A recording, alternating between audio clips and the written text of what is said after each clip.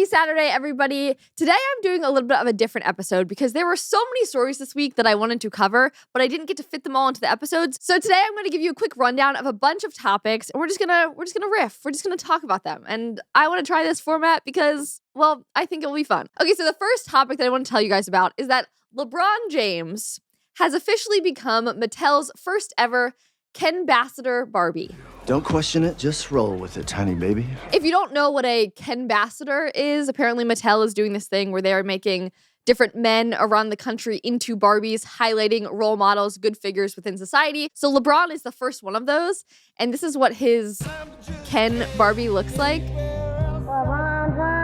Which honestly, like objectively, it's a pretty cool looking Barbie. Like a lot of times every Barbie just looks like Barbie with like a different outfit or looks like the Ken with it. This actually looks like LeBron. He's got the cool Nikes, they're signed, they say something on them. Like it's a very detailed outfit. The back of the LeBron thing says like just a kid from Akron. I mean, this is an advanced Barbie doll. It's complex. I'm impressed. Someone said LeBarbie because apparently everything LeBron does, they add the la in front of it or Lee. LeBron. I saw this everywhere. Someone said we got LeBarbie before GTA 6. Also, here's LeBron holding his Barbie.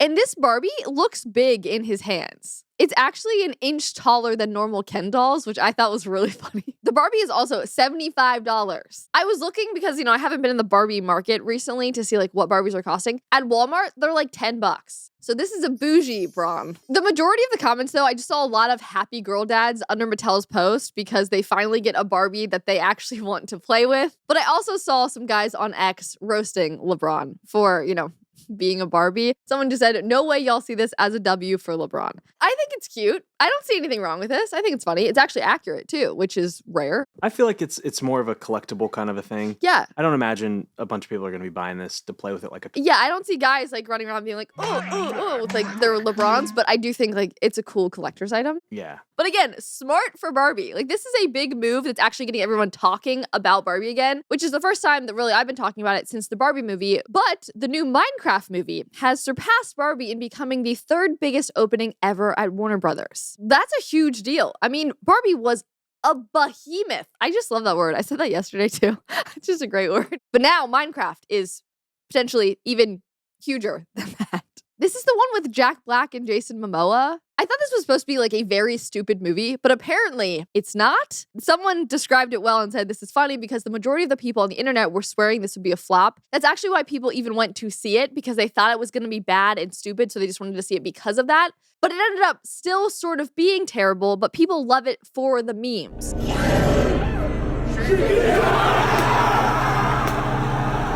The Minecraft movie is truly one of the worst movies I've ever seen, but the universal reaction to Chicken Jockey I'm seeing made it all worth it. So this is, again, it's like a collective, yo bros, let's all go watch this and then just like laugh at a few funny parts. This is a niche meme, a niche reference.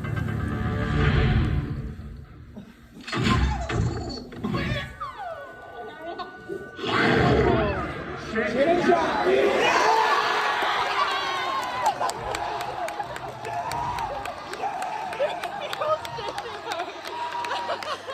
The audience reaction?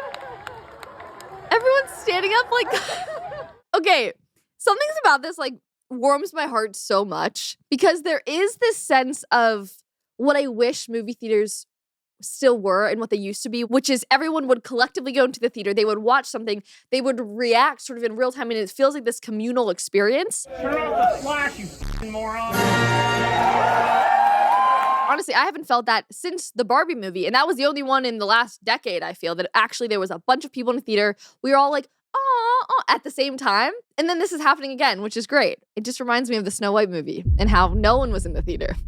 And there was no reaction to anything. Also, just want to note, because it is Saturday and this movie just came out, there's a new movie called King of Kings out by Angel Studios. I got to see it a couple weeks ago. It's so precious. If you have kids and honestly, I watched it as an adult and I still loved it. I even cried at the trailer.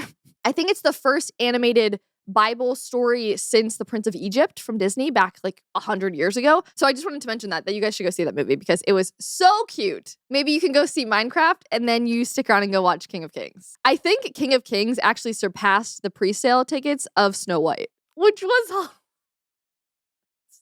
Oh, it's so good. It's so good. That's hilarious to me. Now, speaking of successful movies, Jurassic Park is about to become a reality again, I fear. Because just like a bunch of other stories I feel like that we talk about with sci-fi coming to life, well, scientists have claimed this week that they have brought back the extinct dire wolf race back to life. Popcrave tweeted about it and they said, Remus the dire wolf stuns on the cover of Time.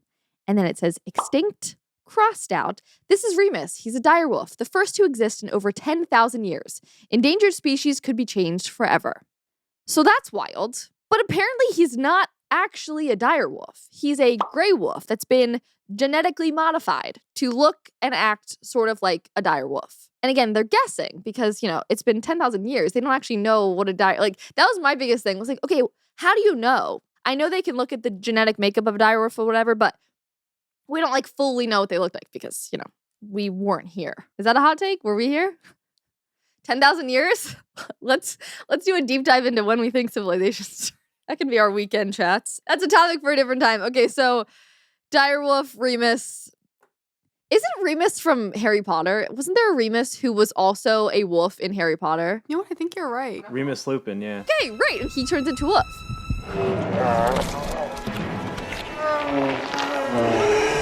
Interesting. This Remus isn't a werewolf. He's just a wolf. He's a gray wolf that looks like a dire wolf.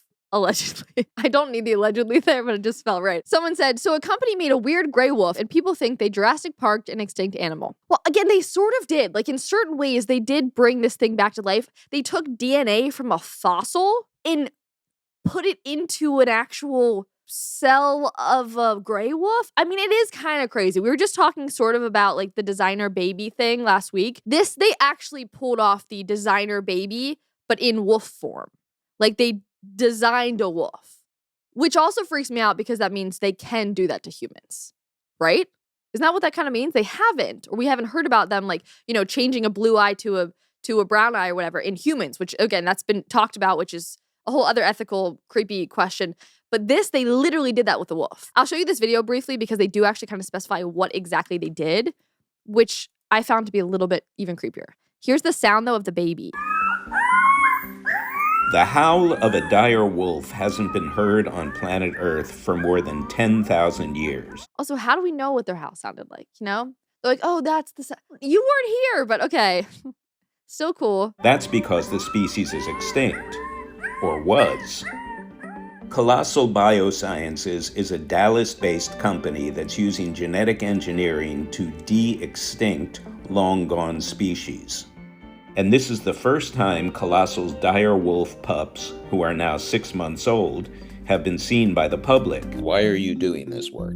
It became abundantly clear that we need new tools and technologies for conservation. And so we thought this was a really cool way that we could create value, create impact, inspire people, and then also hopefully thoughtfully rewild some of these species. Why aren't they working on animals that do still exist that are going extinct? Rather than resurrecting a wolf from 10,000 years ago that objectively, arguably, we don't need anymore.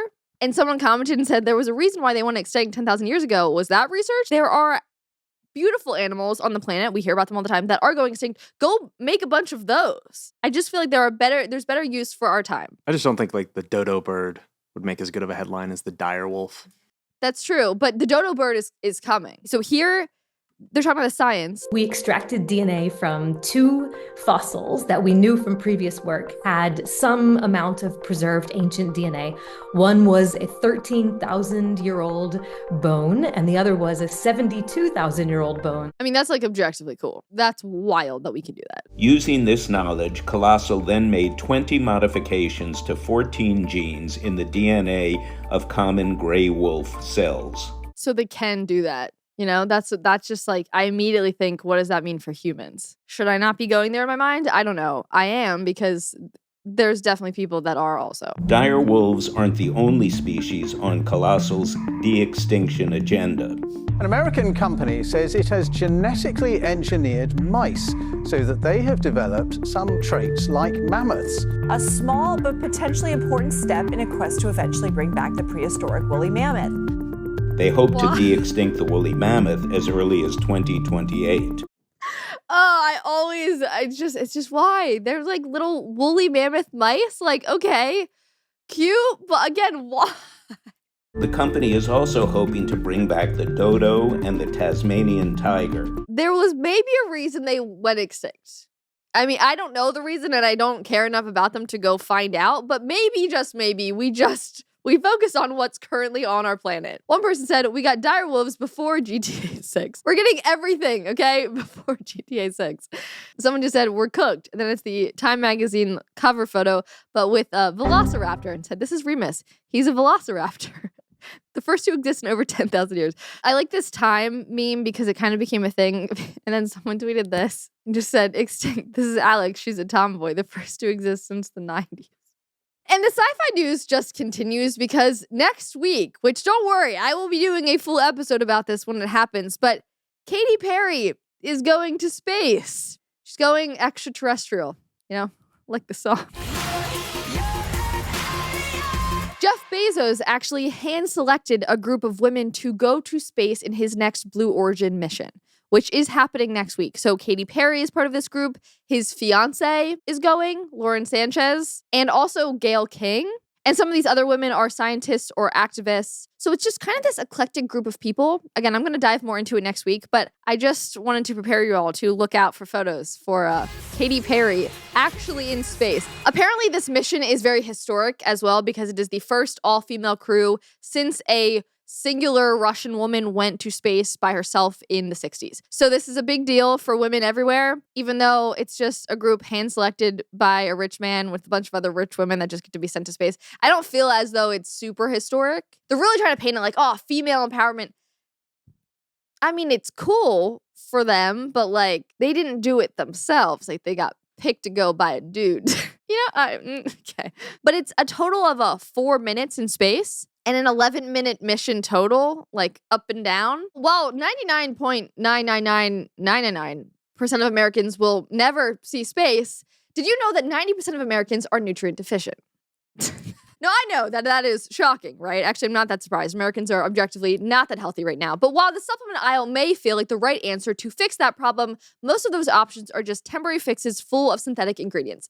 And that is why I love what GEM is doing. Because GEM is on a mission to make food as medicine a reality through bite-sized nutrition solutions that are simple and delightful to digest. The GEM Bite is a functional daily multivitamin formulated for proper absorption, packed with 20+ nutrients, prebiotics, and probiotics, all in one delicious real food bite for foundational health. Their bites are designed with your nutritional needs in mind, using real food ingredients that your body absorbs effectively. One of their key ingredients is beta-glucan, and it is a soluble fiber that can help you boost your GLP-1 levels. Plus, GEM is committed to quality, sourcing organic ingredients whenever possible, and they never use anything artificial. And this is not just feel-good marketing. They are backed by clinical and scientific studies to ensure that your body gets exactly what it needs every single day while still tasting delicious. So if you want to give the first real food multivitamin a try, you can head to dailygem.com/Conrad or enter code Conrad at checkout for 30% off your first order. That's dailygem.com/Conrad or enter code Conrad at checkout for 30% off. Okay, back to Katy Perry in space. Someone said, you guys ever have a career fall off so bad you decide to leave the planet? Maybe this is her comeback. Maybe she will be inspired by her 4 minutes in space to write new music like Extraterrestrial that was so good back in the day. And I don't know how to transition into this next story, but I just thought it was absurd, like Katy Perry. But this is a crazy pastor who said something just really unhinged. It didn't warrant a full episode, but it warranted a moment on the comment section because I was just frankly appalled. Also, it's from my hometown in Lancaster, Pennsylvania. Lancaster, guys, get it together, please. Okay, so this is in a Methodist church. And let me preface, we all know, regardless of your faith, that in Christianity, we refer to God as the Father. It's written like that in the Bible. Obviously, we know Jesus was a man. He talked about his Father in heaven. Those were very specific pronouns, very specific genders used throughout the Bible. But anyways, this is what she said. Our Father. Today, we shift ever so subtly from our to Father. What does it mean that we address God in this way? What does that tell us about God, about our relationship to God, and our relationship to each other? Whether you pray, our Father in heaven, or our Mother in heaven, or our parent in heaven, it makes no difference in terms of the prayer itself. Just wait, it gets worse. However, it can make a tremendous difference in the life of the one who is praying. For those with strained or non-existent relationships with the parent, feeling forced to pray to God in a way that brings up that painful familial relationship can have harmful consequences. Where one's parent or caregiver has been unloving or abusive, it can be damaging to pray to God and think of God as parent, especially if doing so projects abusive qualities onto God. So in that situation, I might counsel a person to consider shaping their prayer around a different metaphor. Perhaps our Creator or our Good Shepherd, if these metaphors have positive associations. But it could even be something like our Sunday school teacher, our grandmother, our coach, our mentor, whatever will elicit from you this sense of belovedness. It's all about you. Whatever you need to do to feel a certain way. It was just when I heard our grandmother, our football coach from 7th grade that we really, really loved. And that's not how this works. It's not how it works. And frankly, I hear that. And I think of people in my life who do have strained relationships with their father. But in finding Christ, in finding God, that is able to provide a restorative view of what a father can and should be. And again, it's so funny to me because it's like the misgendering is only, it's allowed apparently by these people when it comes to the Bible. But if you do it in person, then that's not allowed. You know what I mean? Like she's talking like she's a therapist. I think that's what she's literally talking about. This is how I counsel people. No, read the Bible and counsel them from the word of the Bible. Not we're gonna tweak this here and tweak that there, so it's a little more palatable. So it's a little change the gender of God so that you feel more comfortable when you pray to Him. Christ Himself in His ministry was like our Father. He said that. There's a reason. If pronouns matter so much, why is it okay to change this one? This is just sowing more confusion. It's the opposite of what Christ preaches. He was someone who was discerning and clear in His words and His commandments. He calls God the Father for a reason. Jesus was a man for a reason. The Bible is crystal clear. And watching pastors or preachers or whatever she is be the opposite of that just breaks my heart for her congregation. Our Father is the title God has chosen. If you have a bad relationship with your male parent, you get the chance to have one with your heavenly Father. Don't pass it up. If you call God Mother, you're missing out on knowing God as your Father. And someone else said, they demand you respect everyone's chosen pronouns except for God's. I mean, it's so poetic. And that's why I just had to end on this particular video, because this is a moment with Anderson Cooper and Bernie Sanders misgendering someone on national television. And I just chuckled last night as I was writing this episode and thought, we're gonna end on this note. Did you guys see this yet? It's just a good little moment. Just a little, warms my heart. We're back with Senator Bernie Sanders. I want to introduce Grace Thomas. She's a local civil rights attorney. She's a Democrat. Grace? They, them pronouns, actually. Thank you. Oh. Good evening, Senator Sanders. Polling and turnout data indicate that men of all racial demographics are turning away from the Democratic Party. It's become a meme of Bernie's face being like, when she says like... They, them pronouns, actually. Thank you. Oh. On national television, correcting Anderson Cooper because he looked at you and thought, this is probably a girl. I'm probably safe to say she. You're not, Anderson. You're not. He just says, oh. Yeah, mood, Anderson. Maybe you're catching on. So, I'm sorry, I just had to share that with you all. I hope you enjoyed that as much as I did, and I hope you enjoyed today's episode. That is all. I hope you guys have a lovely weekend, and I will see you all Monday with another crazy story. Thanks so much for watching today's episode. If you want more content like this, make sure to subscribe to our channel and like this video if you enjoyed it. And last but not least, if you want more content, you can also follow me on my personal accounts, as well as our new comment section Instagram. See you guys in the comments.